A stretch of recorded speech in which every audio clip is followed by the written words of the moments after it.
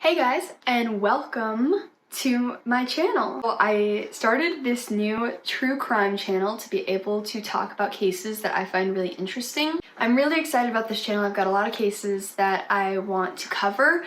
So if you're interested in anything having to do with true crime, I would recommend subscribing so that you don't miss any of my uploads. I thought that this specific case I'm doing today would be the perfect one to start out with. It is a bit of an older case. We're talking like 1800s to 1900s. It's quite an old one, and I don't think that a lot of people have heard about it, so I think it'll be really fun just to talk about it, explain what happened, give a little history, and yeah.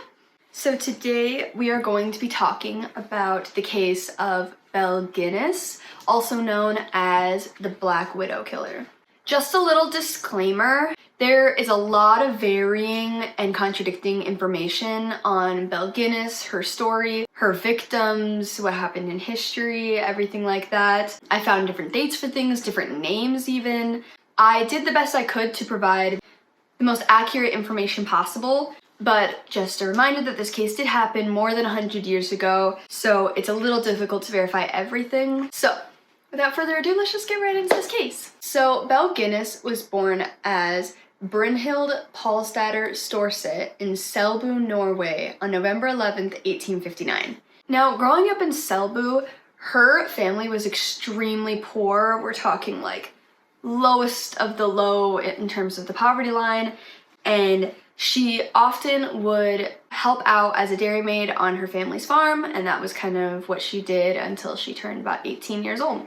Now, in 1881, at 22 years old, Belle left Norway in hopes of starting fresh, getting a new life somewhere, and she wanted to go to the United States. So she ended up moving in with her sister in Chicago, her sister Nellie. And at this time, she made her first of many name changes that she will make throughout her life, but this time she changed her name to Bella Peterson in hopes of sounding more American. She thought her original name sounded too Norwegian. She didn't want to sound like she was foreign at all. She just wanted to seem like a United States citizen. Now, 3 years after moving to Chicago, she actually got married to her first husband, whose name is Mads Ditlev Anton Sorensen.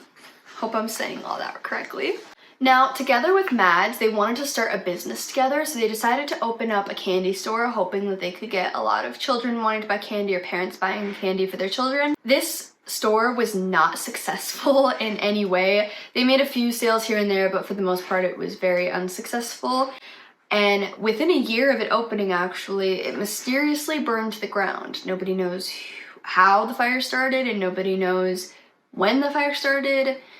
It just mysteriously burned down. However, the insurance payout that they got from this mysterious fire of the candy shop was very large. They got a lot of money from this candy shop because it burned down, and their insurance was covering that, so they were able to buy a very large family home with this money. After they had purchased a family home, they had two daughters named Myrtle and Lucy. They also ended up adopting a foster daughter named Jenny.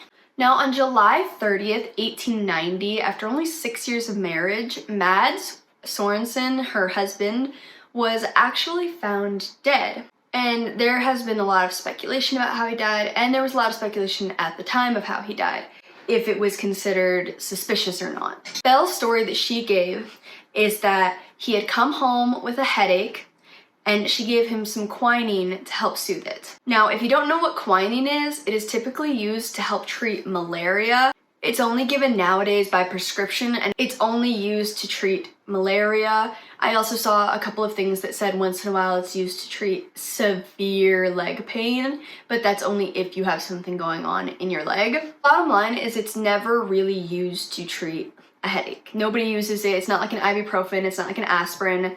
Nobody uses this to help headaches. Belle claims that after she gave her husband the quinine, the next thing she knew, he was dead. Now, the first doctor to inspect Mads believed he was actually poisoned by strychnine, and Belle wrote this off as saying that she had given him some medicinal powders to help cure his headache when he had come home. The doctor then dismissed the fact that he could have been poisoned, and they moved on to find other answers. Their family doctor, who also looked at Mads, ended up coming to the conclusion that it was heart failure And that was the entire investigation into Matt's death. They never really, except for the first doctor, thought that it was suspicious. Some neighbors had their suspicions, but for the most part, everybody just accepted that it was a tragedy and that he had just had heart failure.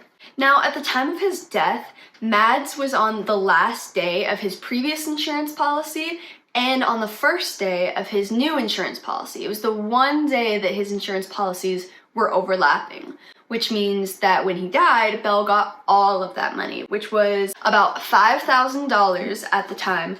That would equal to about $163,000 in today's money. So she got a ton of money from him passing away. She used this insurance money to move her and her 3 children, Jenny, Myrtle, and Lucy, to LaPorte, Indiana. And there she used that insurance money to buy a 42-acre farm for her and her children. After she moved to LaPorte, she wanted another fresh start, so she decided to change her name again, this time to Belle, which is what we know her as today, Belle. In April of 1901, she got married again to the town's butcher named Peter Gunness. So when they had gotten married, Peter did have an infant daughter from his previous relationship and his previous marriage with his ex-wife. Now, within a year of Belle and Peter's marriage, the infant daughter mysteriously died while in Belle's care, and they just assumed that it was because she was young, she had gotten into an accident, and that was that. On December 16th, 1902, Peter was then declared and found dead after it was reported that a sausage grinder and a jar of scalding hot water fell on his head while he was at work. Apparently there was a wobbly shelf and it just fell off. He was in the wrong place at the wrong time and it just fell and hit him on the head. Now, the coroner at the time to look into Peter's death did believe that he was poisoned. He also, similarly to Mads, had showed signs of ingested strychnine. But despite all this, it was still ruled as an accidental death, and Belle walked away with more insurance money. Now, at this time, nobody questioned anything. They were just assuming, everybody in LaPorte, all of her family, everybody was just assuming, oh my gosh, this woman, Belle, poor thing, she has gone through so much. She started a business with her deceased husband, and the business burned down, and now Mads, died, and then her second husband, Peter, died. It just seemed like she couldn't catch a break to everyone. However, there was one person who did not believe that this was all accidental, did not believe that this was out of Belle's control, and that was actually her foster daughter, Jenny. Now, Jenny was telling her schoolmates, a few of her schoolmates, quote, "My mama killed my papa. She hit him with a meat cleaver and he died. Don't tell a soul." Now, soon after word got around that Jenny was telling schoolmates this, schoolmates told, their parents. LaPorte wasn't that big of a town, so it kind of got out pretty quickly, and word got back to Belle that Jenny was going around saying this.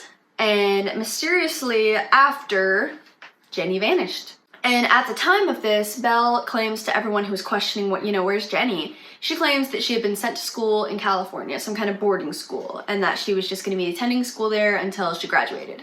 However, this later would be proven untrue, but we'll talk more about that later. So after Peter died, Belle did not ever get remarried.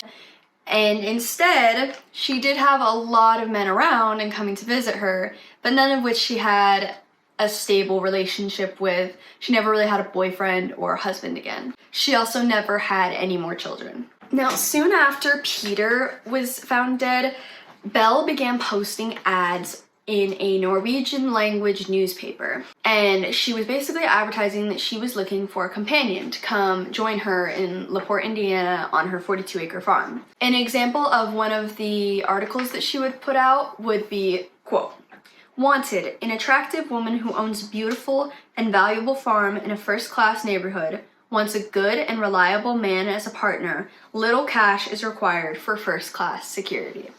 So she would run these ads in the Norwegian newspapers under the matrimonial columns, and this would just be able to target a bunch of young, single Norwegian men who often were looking for a taste of home, or often looking for, you know, she promised to give them authentic Norwegian cooking, and that her house was decorated how, you know, Norway was, and they all just wanted this taste of home, all being in America. Most of the people that came from Norway at this time were completely cut off from their families after they got to America. So a lot of these Norwegian men didn't feel at home, and they wanted to start feeling at home, and they thought getting with Belle would be the best way to do that. Now, a lot of Norwegian men responded to these ads and would start, you know, sending letters to Belle. She would send letters back, and eventually they would decide to come move in with her in the hopes of starting a new life with her, living this Norwegian American dream.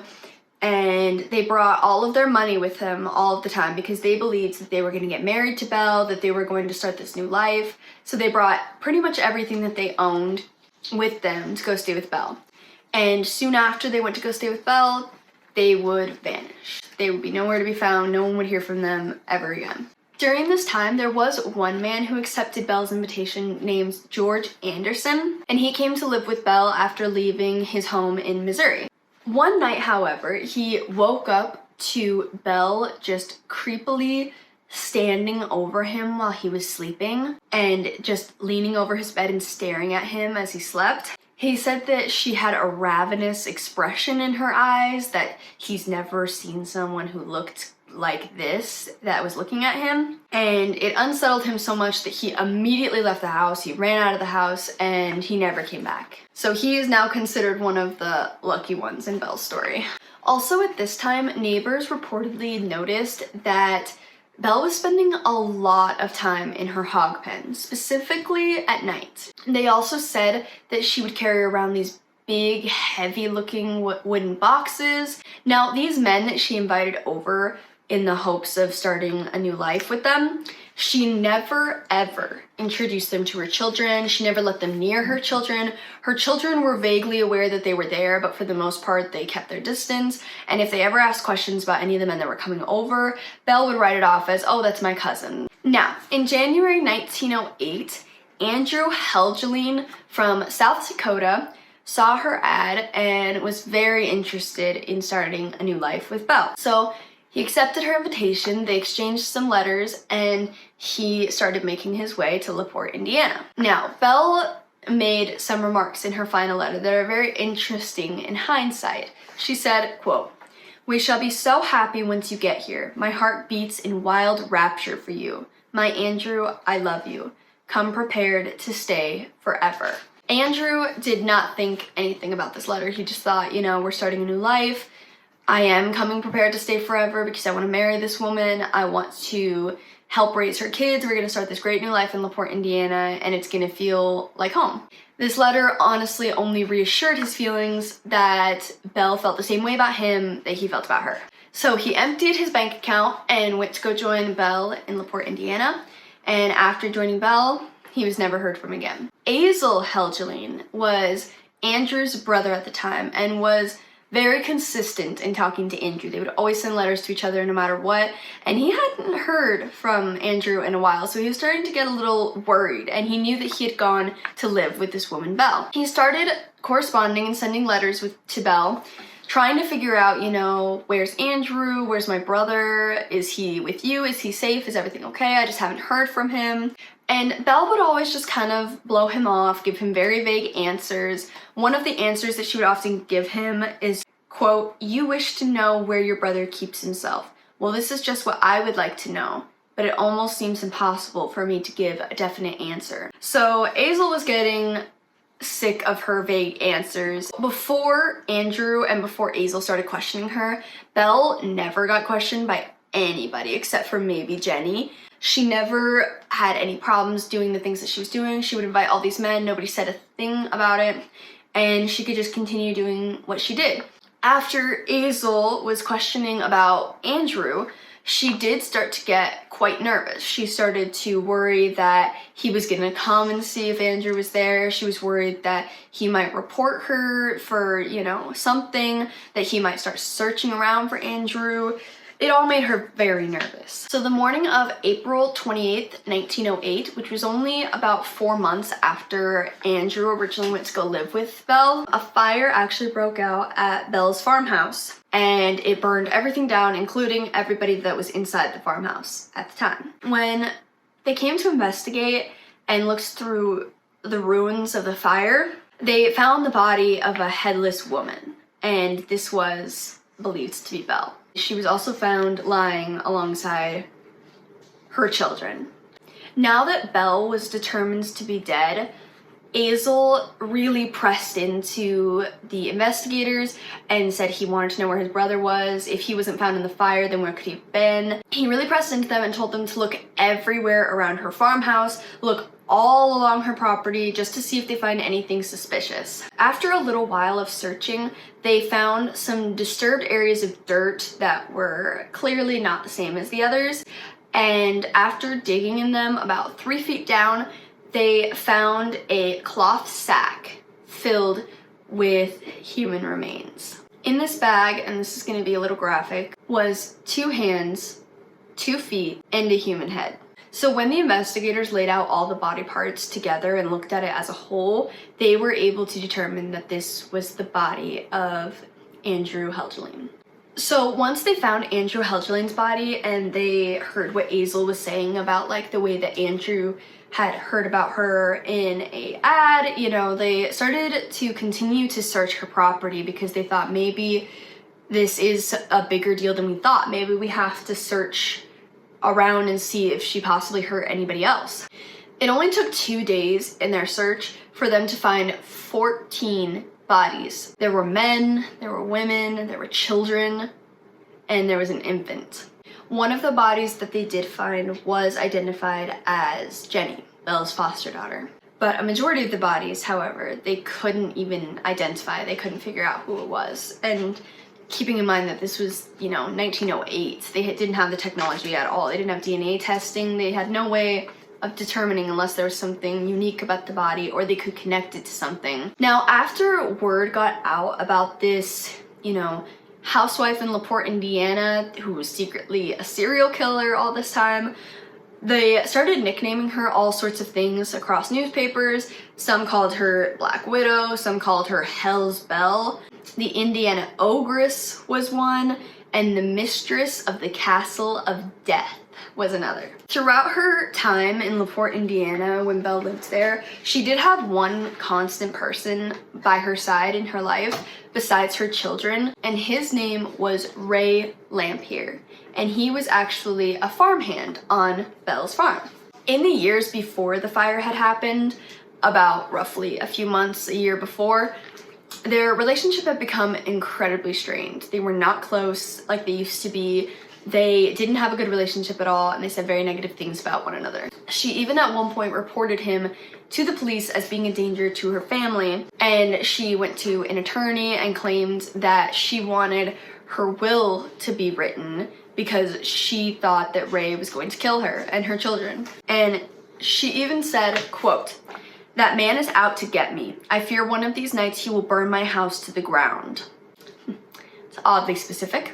Now, after leaving the attorney's office that day, that very same day, she bought some toys for her children. She also bought 2 gallons of kerosene. And that very same night, after going to the attorney's office and buying these things, was the night of the fire.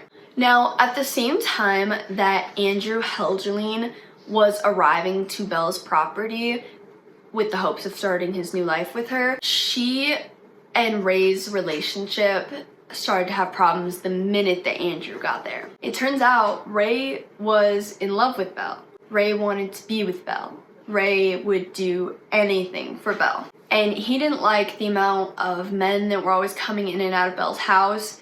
He didn't like what he thought that she could be doing with these men. He didn't like the idea of her spending so much time with other men. It's believed that at one time, and according to Ray's testimony, Ray and Belle were in a relationship, but that the minute that Andrew came into the picture, it was his final straw. He was tired of the men coming in, and he just left in a jealous rage. So when they were investigating all of this, they heard about this relationship and the threats that were made against Belle from Ray. So Ray ended up getting arrested for the fire, and he got convicted of arson.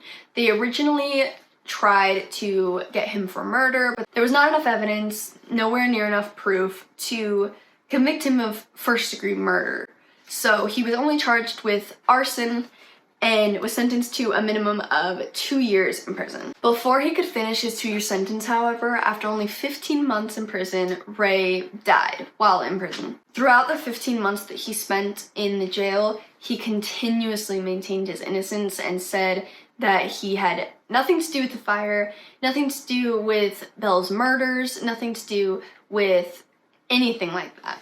He said that he was simply her farmhand and that he would, he worked for her, he would help her, but he never saw her kill anybody and never suspected that she killed anybody. However, right before he died, he is believed to have made a confession to a priest. Throughout this confession, he confessed to the murders of more than 42 people that he claimed he and Belle killed together. He told the priest about the newspaper ads, how she would lure the men into the house. He explained that once the men came in to the house, she would offer them some coffee, slip drugs into their coffee. She would then, after they were drugged, rob them of any money, any cash, anything that they had on them, and deliver a fatal blow to their heads with a meat cleaver. Then she would take their bodies to the basement and cut them up in the basement. And after they were all cut up and she put them in the cloth sacks, she would bury them around her hog pen. Ray said that he usually was the one that did the buryings. It's believed that after Belle realized that Azel was getting closer and closer to her secret, she decided to burn her own house down. She wanted to stage her death, and she wanted to just start over somewhere completely new. Ray confirmed that Belle went to Chicago just a few days before the fire in hopes of finding a body double for her. Belle found a young maid who she thought would be perfect, and she promised this young maid that she would come work for Belle on her farm and she could live there and work for her and it would be a great new start. However, once getting there, Belle immediately killed her, beheaded her, took off her clothes and dressed her in Belle's clothes, and started the fire and left her body to burn in the fire, along with her 2 children. The reason that this is often thought of as fact and confirmed without any necessarily evidence is that the body that the police found in the ruins that they believed originally to be Belle's was only about 5'4" and 75 pounds. And for reference, Belle was 5'10" and weighed closer to 200 pounds. So the likelihood that this was the same person was a little far-fetched. The coroner, however, wanted to continue saying that this was Belle's body, and he insisted that this was Belle's body because they found a gold crown near the body that Belle's dentist confirmed he made for her.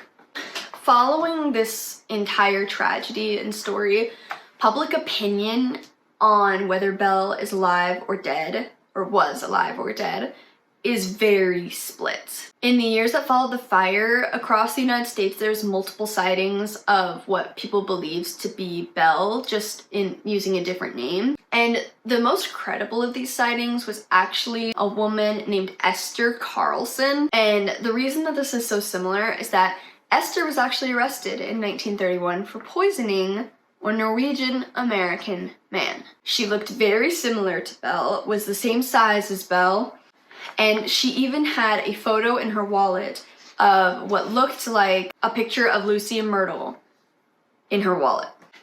They were never able to find out if this was truly Belle because she died while awaiting trial of tuberculosis. And modern DNA comparisons, their results have been inconclusive and they haven't been able to figure out if they were the same person or not. That is the story of Belle Gunness. It's a little bit of a whirlwind, and they still haven't, to this day, really been able to identify all of her victims. They have assumptions of who the victims were, but nobody's ever claimed that they you know, were missing somebody and that this could be their child, brother, husband, anything like that. It's really sad what she did to these men, especially because a lot of these men were coming to her hoping to find home and solace and a place to feel safe, and then she killed them. It's really sad, and I figured that a lot of people have not heard of this case, so I thought I would talk about it first. I really hope that you guys enjoyed this video or that you find it interesting. Please let me know what you think of this case in the comments below. If you liked this video, please thumbs it up and subscribe to my channel if you enjoy watching true crime content. And yeah, I'll see you guys in the next video. Bye!